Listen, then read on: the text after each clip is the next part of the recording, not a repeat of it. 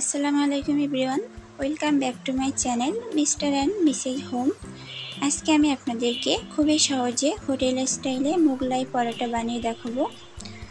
বিকেলের নাস্তা অথবা বাচ্চাদের টিফিনে কিন্তু বানিয়ে দিতে পারেন।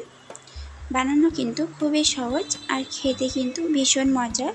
ছোট থেকে বড় সবাই কিন্তু খুবই পছন্দ করে। তাহলে চলুন আর বেশি কথা না বাড়িয়ে খুবই সহজে ঝটপট মোগলাই পরোটাগুলি বানিয়ে দেখাই। পরোটাগুলি বানানোর জন্য আমি এখানে 1 কাপ ময়দা নিয়েছি। আপনারা চাইলে এর থেকে একটু বাড়িয়েও নিতে পারেন। স্বাদমতো লবণ আর 1 টেবিল চামচ রেগুলার রান্নার তেল। এবার হাত দিয়ে খুব ভালোভাবে মিশিয়ে নিতে হবে। দেখতে পাচ্ছেন আমি হাত দিয়ে কিন্তু খুব ভালোভাবে ডলে ডলে মিশিয়ে নিচ্ছি। দেখুন আমার কিন্তু খুব ভালোভাবে মেশানো হয়ে গিয়েছে ময়দা। এবার আমি অল্প অল্প করে পানি অ্যাড করে দিব। পানিটা একবারে দেওয়ার দরকার নাই, তাহলে বেশি হয়ে যেতে পারে। অল্প অল্প করে দিয়ে সফট একটি ডো তৈরি করে নিতে হবে। নর্মালি রুটি পরোটার জন্য যেমন ডো তৈরি করে থাকেন, আবারও একটু পানি দিয়ে ডোটি খুব ভালোভাবে মথে নিচ্ছি। দেখুন বন্ধুরা, আমার ডোটি কিন্তু রেডি হয়ে গিয়েছে। এবার আমি 10 মিনিটের জন্য রেস্টে রেখে দিব, তাহলে ডোটি অনেকটা সফট হয়ে যাবে। এবার আমি একটি পেঁয়াজ কুচি করে কেটে নিয়েছি আর 2টা কাঁচামরিচ।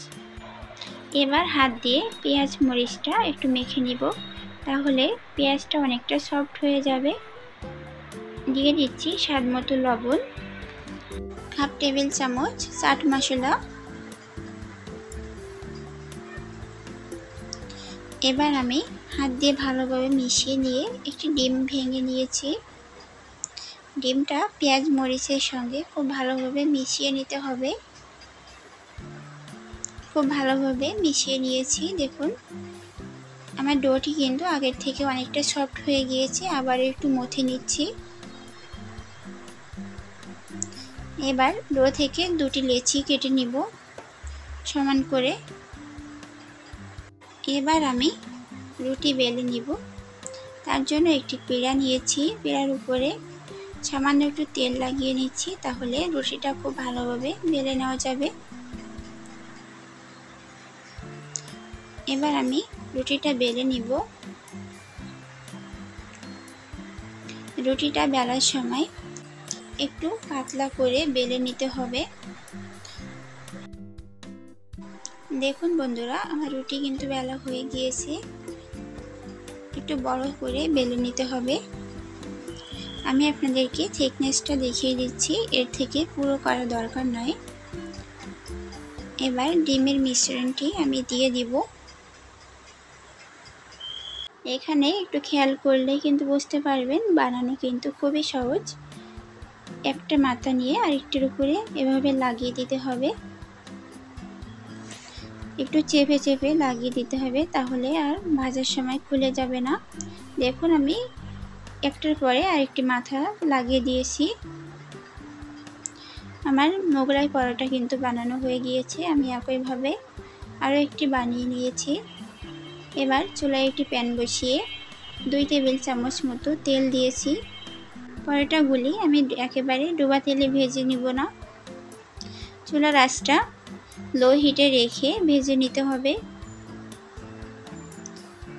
তলার পাশটা যখন একটু হালকা শক্ত হয়ে যাবে, তখন এভাবে উল্টিয়ে দিতে হবে।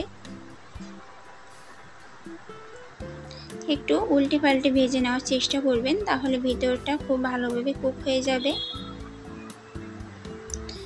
দেখুন বন্ধুরা, পরোটা কিন্তু খুব ভালোভাবে ফুলছে, দেখলেই বুঝতে পারছেন। একটি পরোটা ভাজা কিন্তু আমার হয়ে গিয়েছে। এবার আমি উঠিয়ে নিব। আমি একইভাবে আরও একটি পরোটা ভেজে নিচ্ছি।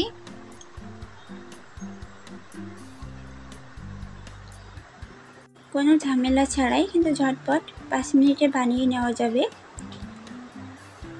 এবার আমি পরোটাগুলি আপনাদেরকে কেটে দেখাচ্ছি। দেখুন ভিতরটা কিন্তু খুব ভালোভাবে কুক হয়ে গিয়েছে, ভিতরে কোনো কাঁচা নাই। এবার আমি 4 ভাগে ভাগ করে নিচ্ছি। দেখুন বন্ধুরা কতটা সুন্দর হয়েছে। আশা করি আজকের নাস্তাটি আপনাদের কাছে খুবই ভালো লেগেছে। আজকের এই খুবই সহজ এবং খুবই মজার এই নাস্তাটি যদি ভালো লেগে থাকে তাহলে অবশ্যই চ্যানেলটিকে সাবস্ক্রাইব করবেন।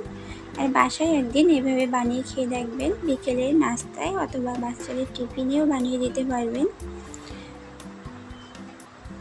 আজ আমি বিদায় নিচ্ছি। সবাই অনেক বেশি ভালো থাকবেন, সুস্থ থাকেন। আল্লাহ হাফেজ।